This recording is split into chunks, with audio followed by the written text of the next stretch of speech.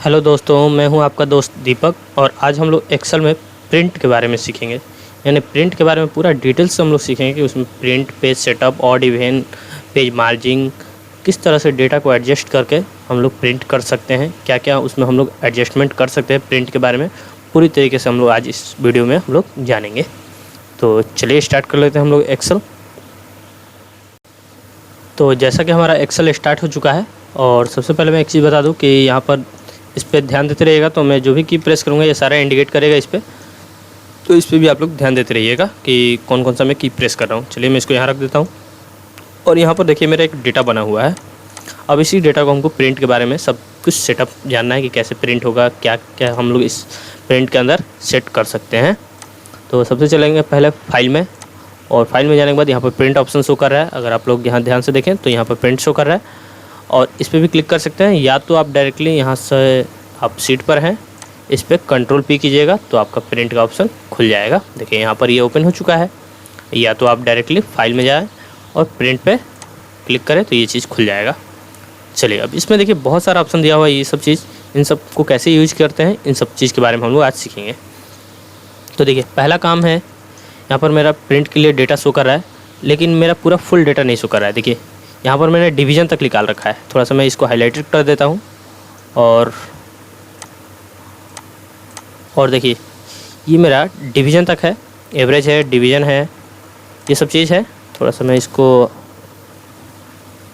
Select करके border apply कर देता हूँ, यहाँ पर ऑल बॉर्डर, ये हो गया। अब प्रिंट में चलते हैं और अगर आप ध्यान से देखें तो यहाँ पर मैक्सिमम तक ही शो कर रहा है, मैक्सिमम तक, मैक्सिमम, मिनिमम नहीं है, एवरेज नहीं है और डिवीज़न नहीं है। और आप यहाँ से भी देख सकते हैं कि देखिए यहाँ पर एक लाइनिंग आ रहा होगा। यहाँ पर अगर इस लाइन में देखें तो यहाँ पर एक लाइनिंग है इन दोनों के बीच में। यहाँ पर देखिए मैं थोड़ा सा इंडिकेट करा रहा हूँ तो इस बीच एक लाइनिंग है ये, तो इस लाइनिंग के इधर का नहीं आ रहा है डेटा, यानी लाइनिंग के इधर का जितना भी डेटा है ये सब नहीं शो कर रहा है, सिर्फ इधर का डेटा शो कर रहा है। तो आखिर हमको इन सबको भी उसी में प्रिंट करना हो तो हम लोग कैसे करेंगे, तो चलिए देखते हैं।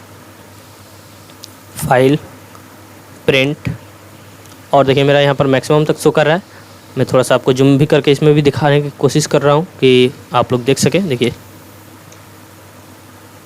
यहाँ पर मैक्सिमम शो कर रहा है, मैक्सिमम है, टोटल है, ये चीज़ शो कर रहा है।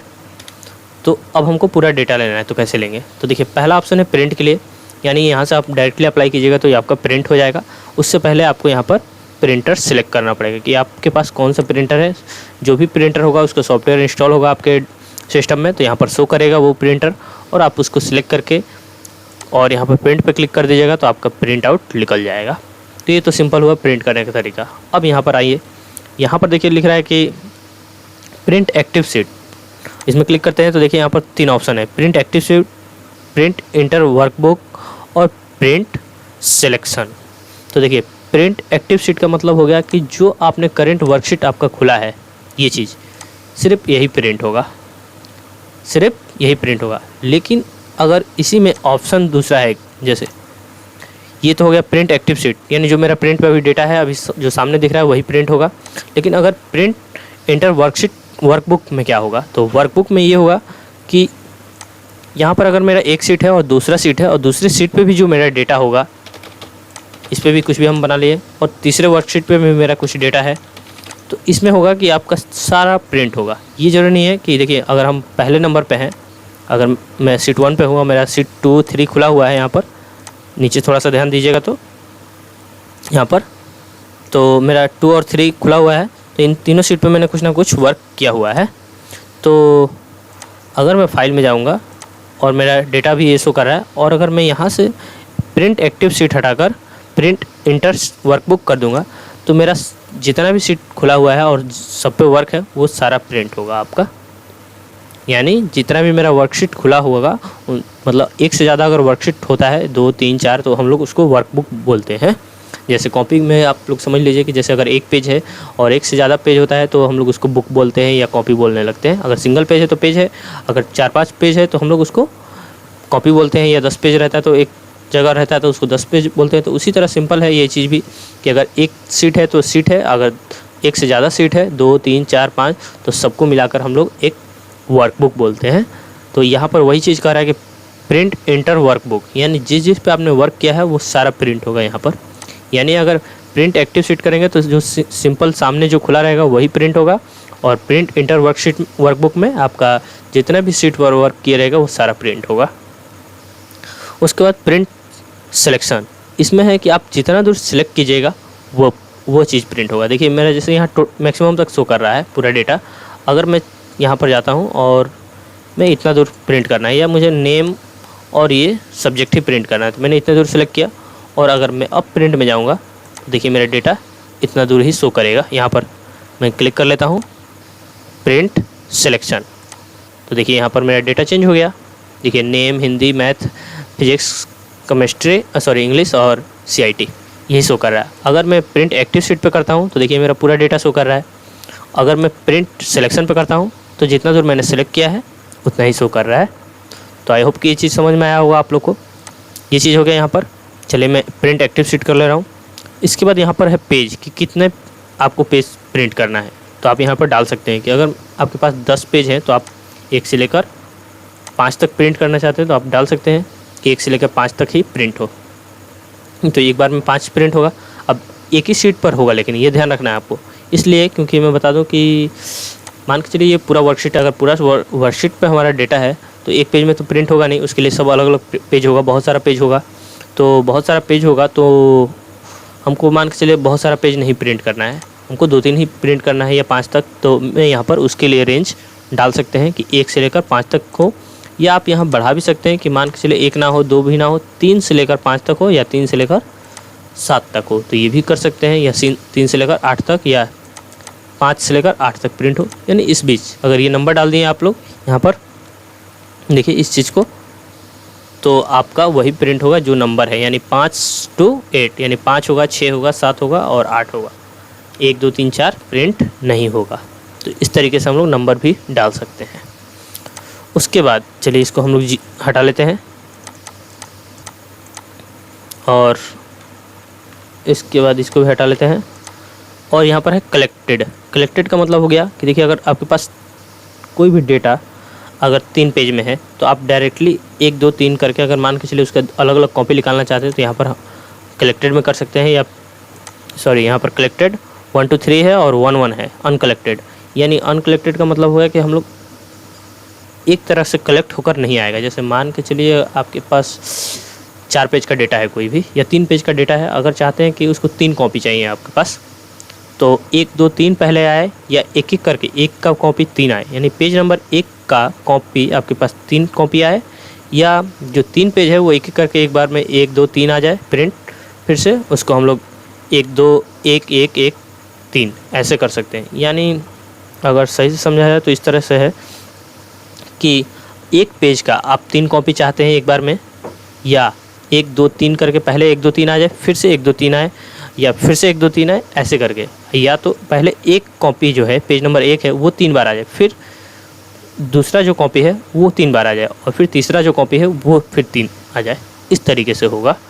तो आप अगर कलेक्टेड कीजिएगा तो ये सही फॉर्म में आएगा, और अनकलेक्टेड कीजिएगा तो ये थोड़ा सा रॉन्ग फॉर्म में आएगा। यानी पेज नंबर जो 1 होगा आपका 3 कॉपी पहले उसका आ जाएगा, फिर दूसरा जो पेज होगा उसका 3 कॉपी आएगा, फिर तीसरा जो कॉपी होगा उसका 3 कॉपी आएगा। इस तरीके से मतलब प्रिंट करेगा। और इसमें जो कलेक्टेड में है ये क्या करेगा कि पहले 1 2 3 आएगा, फिर से 1 2 3 आएगा, फिर 1 2 3 आएगा, ऐसे करके ये प्रिंट देगा। तो ये चीज़ आपको यहाँ पर समझना है। तो यही चीज़ करना है, कलेक्टेड और अनकलेक्टेड। वैसे ज़्यादातर हम लोग को कलेक्टेड ही रहता है कि यानी रूल के हिसाब से ही हमारा प्रिंट हो। उसके बाद यहाँ पर है पोर्ट्रेट ओरिएंटेशन, यानी पेज को लैंडस्केप और पोर्ट्रेट में करने के लिए। देखिए यहाँ पर लिया है पोर्ट्रेट ओरिएंटेशन और लैंडस्केप ओरिएंटेशन, यानी पेज को लंबाई और चौड़ाई में। तो देखिए अभी मेरा डेटा पेज अभी मेरा लंबाई में है, तो देखिए यहाँ पर शो भी कर रहा है पोर्ट्रेट। और मैं यहाँ पर अगर लैंडस्केप ले लूँ तो देखिए ये मेरा पूरा डेटा आ चुका है। देखिए यहाँ पर आप अगर ध्यान दें तो यहाँ पर डिवीजन में आ गया है, क्योंकि मेरा पेज घूम चुका है, लैंडस्केप मोड में वाइड में हो चुका है। तो ये मेरा पूरा डेटा शो कर रहा है। अगर मैं वही पोर्ट्रेट में रख लूँ तो देखिए मेरा डेटा इस तरीके से शो कर रहा है, यानी लंबा पेज हो गया और चौड़ाई इसका कम हो गया, तो मेरा डेटा पूरा एडजस्ट नहीं हो रहा है। तो ये चीज़ हो गया उसके लिए। उसके बाद लेटर है। लेटर में हम लोग पेज का साइज़ चेंज करते हैं, यानी कौन सा पेज आपको चाहिए। तो यहाँ पर देखिए बहुत सारा शो कर रहा है। लेटर है, लेटर स्मॉल है, उसके बाद लार्ज है, लार्ज का अलग अलग साइज़ है, देखिए लीगल है, उसके बाद A4 A3 ये सारा पेज दिया हुआ है इसमें बहुत सारा। आप जैसा चाहें पेज ले सकते हैं, जैसे हम लोग जेन्युइन तो A4 ही यूज करते हैं, तो A4 आप यूज कर सकते हैं यहाँ पर, या अगर बड़ा में ले रहा है तो यहाँ पर जैसे मैं लार्ज ले लेता हूँ यहाँ पर, सॉरी लेजर है, और या ये भी ले सकते हैं, या तो मैं A5 या A3 लेता हूँ। तो देखिए A3 लिया तो मैंने इस तरह का पेज आ गया और इस पर मेरा पूरा डेटा भी आ चुका है। देखिएगा तो आप लोग, मैं थोड़ा सा जूम करके दिखाने की कोशिश कर रहा हूँ आपको कि मेरा पूरा डेटा शो कर रहा है। देखिए यहाँ पर छोटा छोटा तो है, लेकिन ये पूरा मेरा डेटा आ चुका है यहाँ पर। तो इस तरीके से है। तो ऐसे जेन्युइन हम लोग A4 ही करते हैं, या लेटर साइज़। तो लेटर और A4 का लंबाई और चौड़ाई एक सेम ही होता है, थोड़ा सा का पॉइंट में अंतर होता है। तो लेटर और A4 भी हम लोग यूज कर सकते हैं। तो यहाँ पर पेज साइज़ है, जैसा आपको प्रिंट करना है उस तरह का पेज आप ले सकते हैं इसमें। उसके बाद मार्जिंग है, यानी चौथाई हम लोग कितना छोड़ना है हमको चारों तरफ से। तो जैसे देखिए इसके बीच में इतना मार्जिंग है, यहाँ पर ध्यान दीजिएगा, तो ये इतना मार्जिंग है यहाँ पर, और इस ऊपर से इतना है, और इधर से हमारा इतना है। तो हम चाहें तो इस मार्जिंग को एडजस्ट कर सकते हैं अपने अनुसार। तो अगर मार्जिंग एडजस्ट करेंगे कम होगा तो मेरा डेटा आ सकता है इस पर प्रिंट करते समय। तो देखते हैं यहाँ पर मार्जिंग ये चीज़ है। और देखिए इसमें थोड़ा सा अलग अलग सैंपल दे रखा है। देखिए इसमें कुछ ज़्यादा वाइड है और इसमें नैरो है, यानी इसमें देखिए कम है। इसकी अपेक्षा यहाँ पर अगर फिगर आप देखें, यहाँ पर जो प्रीव्यू दे रहा है उसकी अपेक्षा यहाँ पर देखिए कम है। अगर इसको मैं करता हूँ नैरो को, तो देखिए मेरा डेटा यहाँ पर मिनिमम तक आ चुका है। और ये देखिए इसका मार्जिंग यहाँ से कम हो गया। अगर पूरी तरह से मार्जिंग मिलाना है तो वो भी हम लोग मिला सकते हैं। यहीं पर जाएंगे और यहाँ पर कस्टम मार्जिंग है, नीचे सबसे नीचे कस्टम मार्जिंग क्लिक कीजिएगा। देखिए ये बॉक्स खुल गया और यहाँ पर टॉप है, बॉटम है। देखिए मैं थोड़ा सा इंडिकेट करा दे रहा हूँ। ये टॉप यानी ऊपर का हो गया, बॉटम नीचे का हो गया, लेफ़्ट हो गया, राइट हो गया, जिधर से आपको मिलाना है। जैसे राइट साइड से इधर ज़्यादा मेरा मार्जिंग है, इधर कम करना है। तो हम यहाँ पर 0.25 है, तो मैं यहाँ पर 0.2 कर लेता हूँ और उसके बाद ओके करते हैं। तो देखिए इधर से एवरेज तक आ गया मेरा। यहाँ देखिए मार्जिंग कम हो गया। सेम इसी प्रकार हम लोग फिर से चलते हैं और फिर कस्टम मार्जिंग ऊपर में हमको ज़्यादा ऊपर करना है, यानी थोड़ा सा और ऊपर बढ़ाना है। तो यहाँ पर 0.75 है टॉप में, तो यहाँ पर मैं कर लेता हूँ 0.3। ओके करते हैं। तो देखिए ऊपर हो गया।